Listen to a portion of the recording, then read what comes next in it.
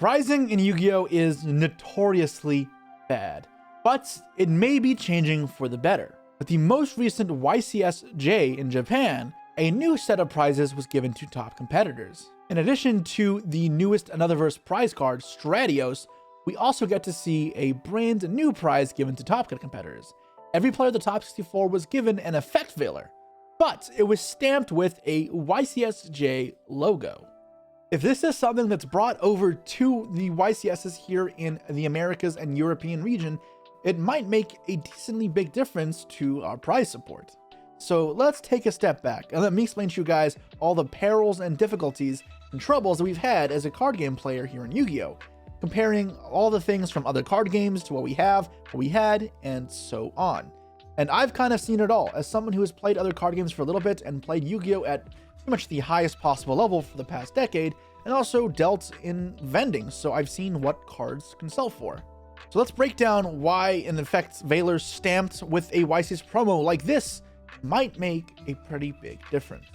Throughout Yu-Gi-Oh!'s history, pricing hasn't really changed much. The competitive events went from the original Shonen Jump Championships, SJCs, to the YCS, Yu-Gi-Oh! Championship Series, but pricing pretty much stayed the same. Prize cards were given out to the absolute top performing players, with YCS era being top 3 get prize cards, top 1 being Ultra, 2nd and 3rd being Super Rares, and with the SJCs giving the top 2 players both Ultra Rare copies. These prize cards are pretty similar to what we'd have today, and I'm going to get back to those later. But for other modern day events, we also get a couple other things, including anybody who makes the base level Top Cut gets a Top Cut mat, like this one.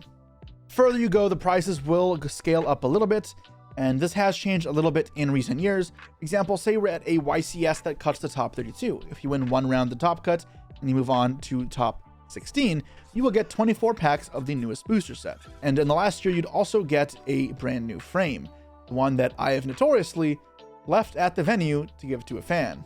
It then later started its own Twitter account, and yeah, we'll comment a little more about that later. Moving on to top 8, it does upgrade a little bit as we get a console, a Steam Deck. In past years, it was also known to be a Switch, and people was famous for a while that you win Switches at Yu-Gi-Oh! Tournaments. However, that was also cycled out from previous consoles. Before that, I used to get PS4 Pros, also on an Xbox. At one point, I won an iPad, but pretty much you get an electronic system for top 8. And once you get the top 4, you are now in contention for a prize card, as I mentioned. And if you manage to take down the entire tournament, you also get free flight and accommodation to your local WCQ. So in my case, it'd be the North American World Championship qualifier. And this year, we'll be in Indianapolis. So let's kind of break that down for a second into some monetary value. Let's exclude the prize card for now because that value is a little more volatile. Let's talk about, we get top 32, need a rubber mat. From experience, these rubber mats are typically like $80 to $200 at most if the design is really special. Moving on to top 16, you get a booster box worth of product, to which, depending on the sets, it's say around $60 US. And the frame, well, okay, so this one's a bit recent. The frame is a newer addition to the Konami arsenal in prize support, which I think will probably end given the insane amount of backlash. They give it out, I think, starting at YCS Niagara 2024, but the top 16 were all given a card frame where you could put cards into to display.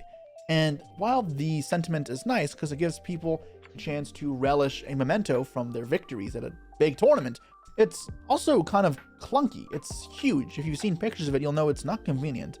But when I'm deciding if I want to bring it back on a flight and pay $100 to bring it back, I could just buy my own back at home. It's not like it's specially Konami branded or anything. And that's a big reason why a lot of different players have left them in various spots. I'm not the first person to do that. I've seen these things left in the trash can before. And the fact that a prize, which even though it had good intentions behind it, is being left in a garbage bin, that's pretty embarrassing. And I decided that surely somebody who's local to the area or a fan of mine may appreciate taking my prize home, so that's why I left my frame at the venue and I posted about it on Twitter. It wasn't supposed to be a jab at Konami, but yeah. And now Europeans have said, well, ours gets shipped, so we don't have to have that problem. And even though there's not much monetary gain to this frame, that's still nice. Now you get to kind of enjoy that sentiment. And then they started to arrive. The two pictures I've seen on Twitter are from Julius Schwarzkopf and Herman Hansen, who have both received frames that are missing the inside of the frame. It's just like a wooden rectangle. These frames are a mess. I'm not going to talk about them anymore because you can probably have a whole rant about how much of a failed idea and project these were, but that's not the whole point of this video. I want to talk about the prize situation, how to make it better, and what kind of could be happening that is good. But still, we'll move on to the top 8 and we get a console. Now, consoles do vary depending on their point in their production span. For example, Switches were like $250 near the end of their run. However, a Steam Deck I managed to get about 575 Canadian for on Facebook Marketplace. So let's just say we got about $500 US, being generous and conservative, worth of prizing. And the metal dice are a weird one. See, these are brand new. They came out around the same time as the frames and were given to players in the top 8 with a different color for every event. And they're going to rotate depending on the region and the event in said region. They are metallic dice and are nice quality. However, it's still to be seen if these are a desirable prize and how much people will pay for them. Prices seem to start out pretty high with these, having seen them sold for around $200. But I haven't seen really any sell lately, and I'm not sure if they'll keep up a high price. But even if we want to be conservative, let's say we have $200 on the table for top 8, meaning we jump from essentially $140 in pricing down to about $850 for top 8. Now, anything past this, the only extra prizes are going to be airfare and accommodation, as well as the prize card. And at the current prices for a prize card, such as the one that I just won, the Another Verse Solaria, you're looking at, say, $4,000 US for first, or for the super rare, you may only get $200 to $300 US. A huge step down. These are also given out at other events and to some side event players at a YCS. Then with the hotel and accommodation, it's a bit hard to quantify how much this costs because it depends where you live and where the event you're traveling to is going to be. For me, I'd estimate it probably costs about $1,000. But how does this all compare to other card games? Here with me, I've got 2 one-piece prize cards that I was able to scrape together with a short stint in One Piece. I am no pro at this game. However, I did play a little bit last year and managed to have a little bit of success. A lot of players in One Piece will talk about their prizing being really good. And that's because their prize cards sell for a lot of money, with the modern value of these type of cards going for several $1,000s when put together. And if the further you get, the cards stack. For example, this card was a top 16 card. This card was a top 8 card. And if you get top 8, you got both.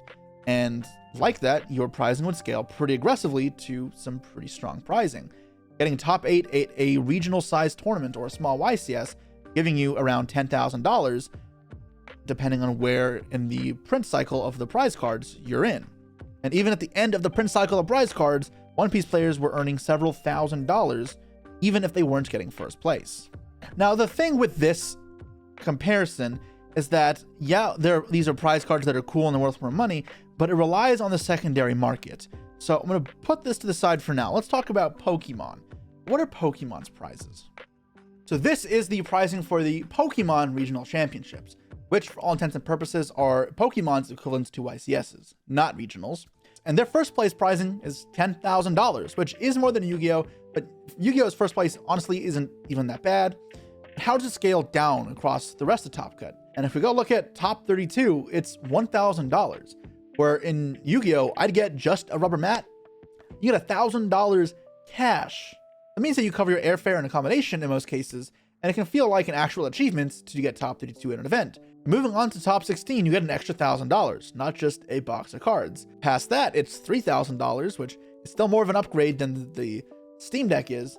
And moving on to top 4 and second, instead of getting a super rare prize card that is barely worth anything, you get significant pay gaps with a $5,000 for top 4 and $7,000 for second.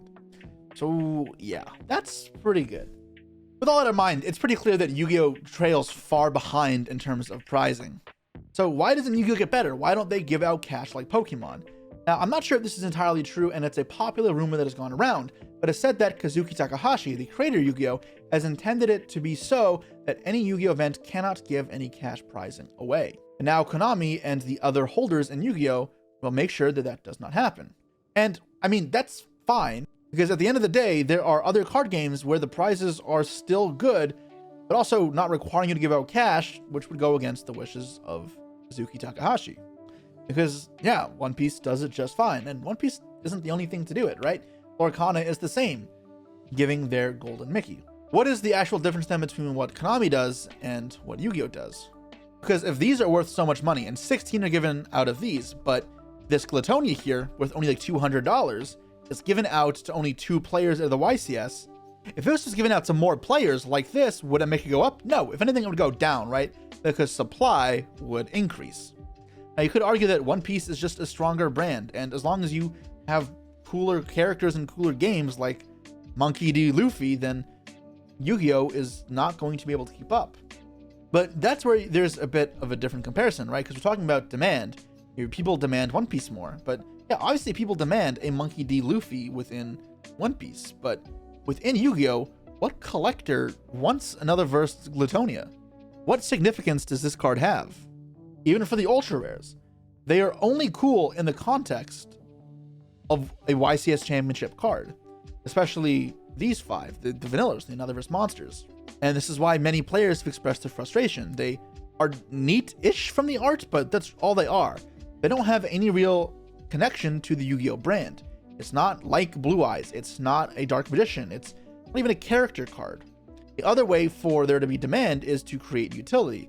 And we've seen this in the past with printing prize cards that are effect monsters or useful cards to different degrees, some being more powerful than others. This is not one that I won, but a crush card Virus, which was probably the best prize card ever printed. In its time, it was just one of the best cards you could put in your deck, and it was only accessible by winning a tournament.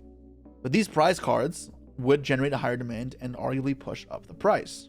But the problem with printing cards like this, or like Crush Card Virus, is this does kind of ruin the game. Now imagine if you are sitting down at a YCS and your opponent flips this on you, and you cannot put this in your deck because it's just completely inaccessible.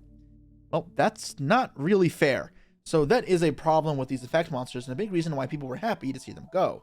Diablosis, for example, while is a good card now in banned, was effectively useless for when it was originally printed, and may as well have been a vanilla. Remember, this card did not sell for much when I got my super rare back at YCS Toronto 2017. Whereas CED was a lot better, and I had way higher offers on this and super rares that I won because this card was usable. However, it was not completely broken, and I won a YCS in this format without this card in my deck because I'd sold all my super rare copies. So how does Konami find a solution to this kind of problem? How do you create demand without making it shit for the players? Because there needs to be some collectability or some reason to have them. And that brings us to stamped Veilers. Like these cards are actually just structure deck cards. You may not be able to get this artwork, but this Monkey D. Luffy comes in a structure deck. So does this Trafalgar Law. What the Effect Veilers kind of stand for is they give players a unique version of a powerful card, where if they want like a high rarity copy of their Effect Veiler now they have a new one to chase. It gives something people to look for and creates demand. There are other ways to go about this that would be even better, and it'd be more similar to these One Piece cards, where these are actually alternate arts, not just stamped. If they gave alternate arts of powerful cards like Ash Blossom or iconic cards like Blue Eyes and Dark Magician Girl, it wouldn't affect any playability. It wouldn't put anybody at an advantage or disadvantage inside the game, but would just create collectability demand and give us some increase in pricing.